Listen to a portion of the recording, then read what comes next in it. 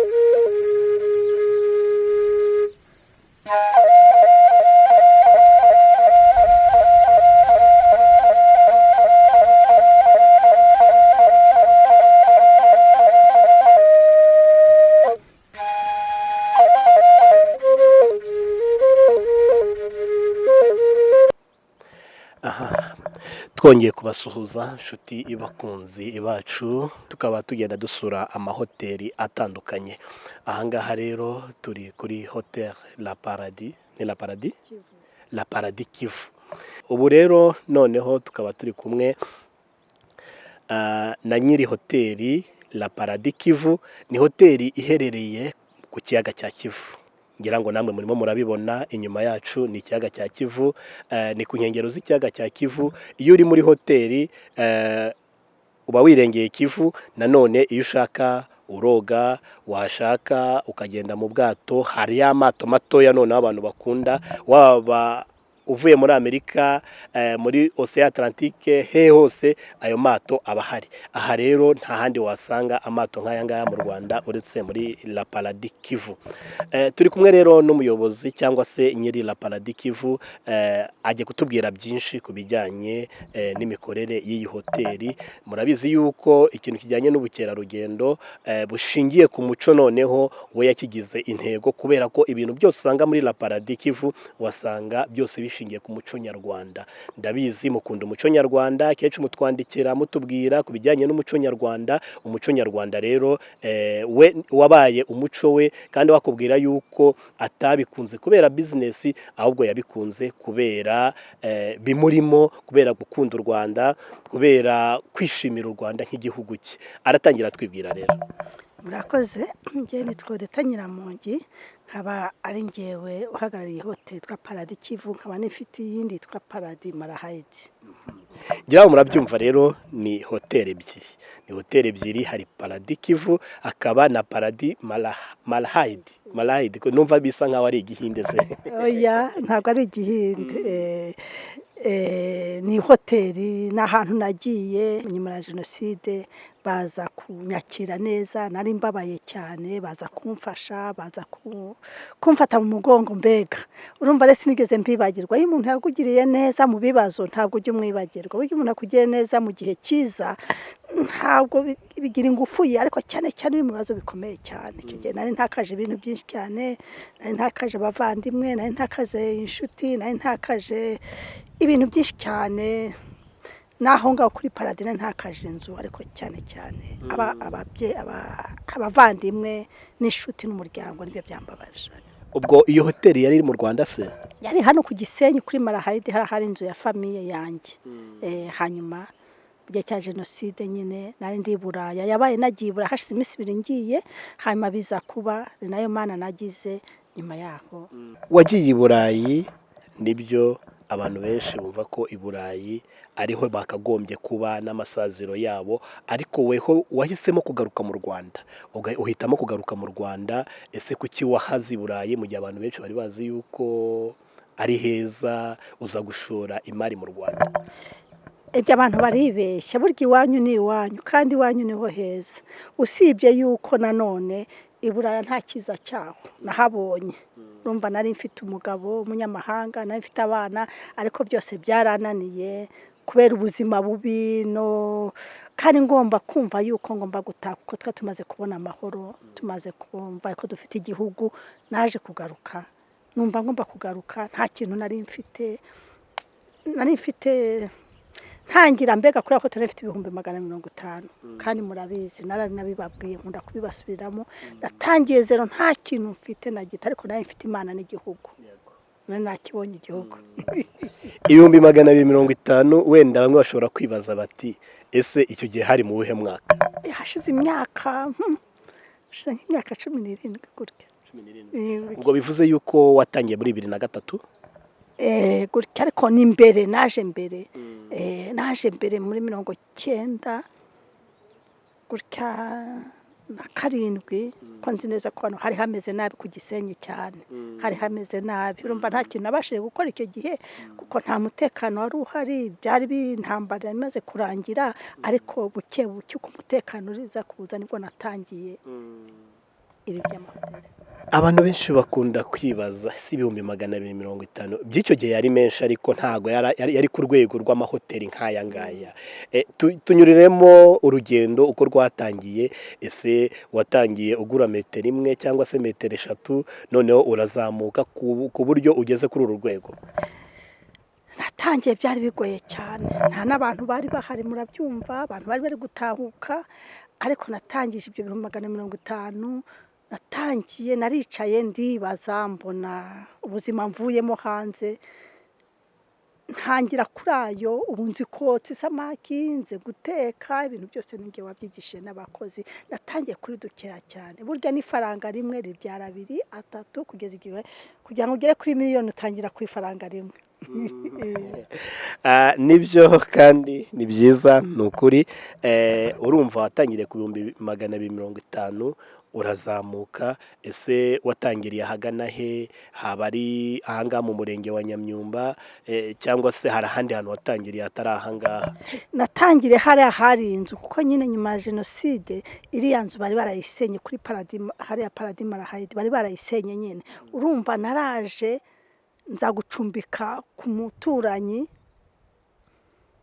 umuturanyi niho nacumbitse kubera yaragiye muri Kongo ndacumbika nta nzu nari mfite ntangira utuntu duto ntangira kuko icyo gihe abantu bari bakeya cyane kuko hari amasamaki menshi cyane kuko urumva abantu bari barapfuye abandi noneho ntangira umwe akabwira uwundi kugeza igihe naje kubonera abantu bagiye baza gutya ntangira kubaka akazu kamwe ntangira urumva nyine hari itongo nawe urabyumva hari itongo nta kintu cyari gihari urumva nyine natangiye icyo gihe batangaga n'imfashanyo y'amabati ngiye baje kumpa amabati makeya nibwo natangiye udupayote nyine duke. Nawe uri mu bantu bafashijwe icyo gihe?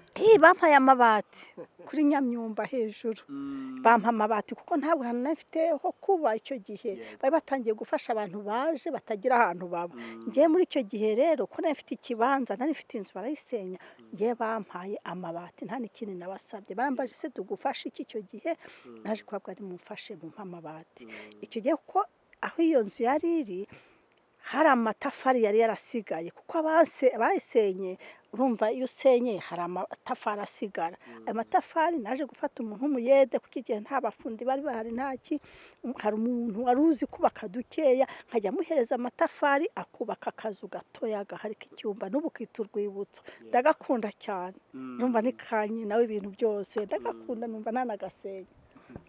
ngira ngo murimo murabyumva, hari ushobora kubyumva akumva ko bidashoboka, akumva yuko mbese ibyo madamu Nyiramongi arimo kuvuga bidashoboka, ariko warakubwira ati njye nahawe n'imfashanyo mpabwa amabati.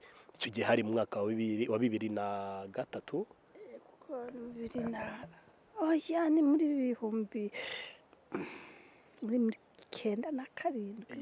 97 ndakeka aricyo gihe bafashaga abantu, nubwo nari umwana ariko njye narabirebaga. hari abajyaga gufata ibyo kurya, hari abajyaga gufata amabati. urumva yuko kuva icyo gihe umaze kugera ku rwego rushimishije rwa hoteli ebyiri, kandi ushobora kutubwira hoteli zifite inyenyeri zingana? Iyi ngiyi ifite inyenyeri eshatu, ariko numva bazampa n'iya kane. Iya mpamvu bazaguha iya kane? Impamvu bazampa iya kane ni uko mfite ibintu byiza kandi ibintu by'ikinyarwanda, kandi ibintu abanyarwanda dukeneye, ntabwo dukeneye ibinyamahanga. Abanyamahanga bagomba kuza baza kureba ibintu byacu, ntabwo ari twe tugomba kureba ibintu kuko nta byiza banafite. Urabona imbuto, urabona ibi biti, urabona aya mategura nakoresheje, nta kintu ufite cy'Iburayi. Arababwiye ati icyo tubarusha ibyiza. Ibyo avuga ni ukuri, kuko ni ukuvuga ngo ahangaha muri hoteli yiwe haba imbuto, haba ikintu cyose bakoresha niba twavuga ngo ni made in Rwanda, ni made in Rwanda kuko ni ibiti by'imbuto biterwa ahangaha muri hoteli la Paradise Kivu. Noneho ni ukuvuga ngo ese watekereje ute kugira ngo uhinge ibi byose, ubihinge ahangaha, uza asorome, cyangwa se niba ashaka kurya salade ayirye, ariko niyo ashaka gusoroma arasoroma akarya. Ni ibintu byiza utapfa gusanga ahandi. Wabitekereje? Abitekereje kuko nabonye nyine kubera ibyiza dufite, ibintu byose byera mu Rwanda. Ikindi si ukwera gusa, n'amahoro dufite n'umutekano. Urumva iyo uteye ikintu kirakura, n'ubutaka bwiza. Urumva kuvuga ngo ni u Rwanda ni ibintu byose birimo. Ndababwira yuko ari ubutaka ni bwiza, ari iki. Kuvuga icyo natekereje, narebye nsanga i Buraya bafite ukuntu batera ibyo bintu, bakabitera nko mu bikombe, bakabitera mu kantu kangana gutya, ariko twe dufite ahantu hanini ku buryo natekereje ko icyo kintu cyose ngomba kubibyaza umusaruro. Ku buryo n'amata mfite inka, ibyo nkoresha byose n'amakonfitire byose turabifite. Namwe muzi yuko ibyinshi dukunda kubyohereza i Buraya, nose kuko twabyohereza i Buraya ntibaze ngo babirye no mu Rwanda ibyo dufite. Tuganira bwa mbere wabanje kumbwira ati njya kugura ahangaha abantu bamfataga nk'umusazi. Ese uriya muntu gucya ajya gupfusha amafaranga y'ubusa iki n'iki, watunyuriramo muri make uko byagiye bigenda? Nararebye ndavuga nti ibyo ari byo byose, aho nabanjije ni hirya hariya, naje gutembera hano nsanga burya guhanga, n'abahanzi barahanga, buri muntu wese arahanga, buri muntu wese afite impano ye. Nanjye iyo mpano ndayifite yuko ngomba kumva yuko hari igiturage ugomba kuhabyaza umujyi. Ni Kigali hari igiturage kera, murabibona nyuma y'intambara ko hari hameze, ariko genda ureba ama etaje, genda ureba amazu ahari, genda ureba ibyiza bihari. Nanjye ngomba gukereya, nanjye umuntu wese agomba gukereya. Ikintu cyose kiba iyo ukunda ikintu uragikora, iyo ukunda igihugu uracyambika. Ni ikamba, dufite ikamba mu Rwanda. Numva ari byiza. Bivuze yuko ahangaha wahaguze ryari? Kuko ahangaha ni ahantu heza, twasanze abazungu barimo bishimisha. Hari abagenda mu mato, akaba agenda muri twato dutoya tusanzwe tubona i Buraya, ntabwo tumenyereye ahangaha mu Rwanda.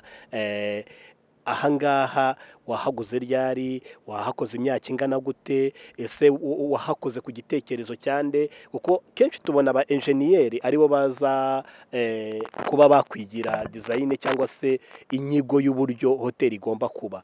Ese ni aba enjeniyeri bavuye i Burayi cyangwa se bavuye mu bigo bikomeye? Byagenze ute? Oya, ahangaha hamaze hafi imyaka 7 urabona ibiti ukuntu bingana urumva niba amapapayi n'amafuru yose n'imbuto zose zarakuze nibyo nabavuga ko hari itaka ryiza kandi mbega urabona hashize imyaka 7 urumva igiti ntabwo gikurura umwaka urabona byose ninjye wabikoze aya mazu mubona ninjye wabikoraga njyenyine bivuze ko design yahangaha niweho wagiye wayikoze wize ibyo bwubatse se oya sinize ubwubatsi ariko nkunda ibyiza iyo ukunda ikiza urakibona kuko iyo urebye utangira kwibaza umu engineer waje gutekereza gukora utu tuntu twose ariko najya kumva abantu bambwira ati ni Nyiramonge we ubwe wabyikoreye ese ibintu bitekereje ute nabitekereje kuko nashaka kugira ikintu ngomba kugeraho kandi kugira ngo nereke n'abandi ba mama yuko ibintu byose bishoboka nashaka kugira ngo nereke abana batoya b'urubyiruko nawe ubuse sinkwigishije none se simbigishije nase ubu ntuhavanye ishuri si kujya mu ishuri ni mu mutwe ishuri ni ryiza naryo sibyo ariko intego kuvuga ndashaka kugera kuri kinereka abandi bana nereka nabo bantu b'abanyaburaya baza kudusura mbereke ko ibintu byose bishoboka kuko njya kuva iburaya hari abatarabyumvaga baravuga ati utaye urugo ugiye heye mu Rwanda intambara irarangiye ndakubwira utuntu duke narababwiraga nti njyanye n'Imana n'umutwe n'amaboko yanjye nzacuruza irengarenga nzacuruza itomata ariko nzabaho ubure bose baraza bakishima ahubwo ntidusubirayo urumva rero yuko byafatanyije n'Imana n'igihugu rega si Imana yonyine n'umutekano n'ubuyobozi bwiza kandi namwe babatoya namwe tuba tubakeneye kugira ngo reka tubateguze tubabwire yuko ikintu bita ikiganiro cy'uburyo yavuye i Burayi n'uburyo yaje n'uburyo i Burayi hameze n'uburyo benshi bahishimira turaza kukikora mu buryo burambuye rero ushaka kugira ngo usure urubuga rwabo ushobora kujya kuri www.paradisekivu.com cyangwa se www.paradisekivu.com telefone rero ushobora kuyibona nayo ni 0788 052 890 cyangwa se 0788 508 bagira serivisi zitandukanye kandi bakakugezaho serivisi nziza nta muntu ugera muri Kivu Paradise ngo abure icyo akeneye cyangwa se ngo ahagere aburi icyo ashaka ni ukuvuga ngo hari ibitanda byiza bijyanye n'umuco wacu hari ibyo kurya hari ibyo kunywa iyo ushaka noneho gutembera mu mazi ugenda mu mato haba twato dutoya bagenda bagasha haba ubwato bunini haba ndetse n'ubwato bw'abanyarwanda bwa bundi niba bagita bwenda kumera nk'umuvure cyangwa se nk'imizinga ibyo byose birahari hari beach nziza nanone ushobora kogeraho ukaba wagira gute wakora icyo ushaka haba kunywa haba kurya ni Paradise rero nta handi wabisanga reka tubashimire rero ciao Imana ibaha umugisha.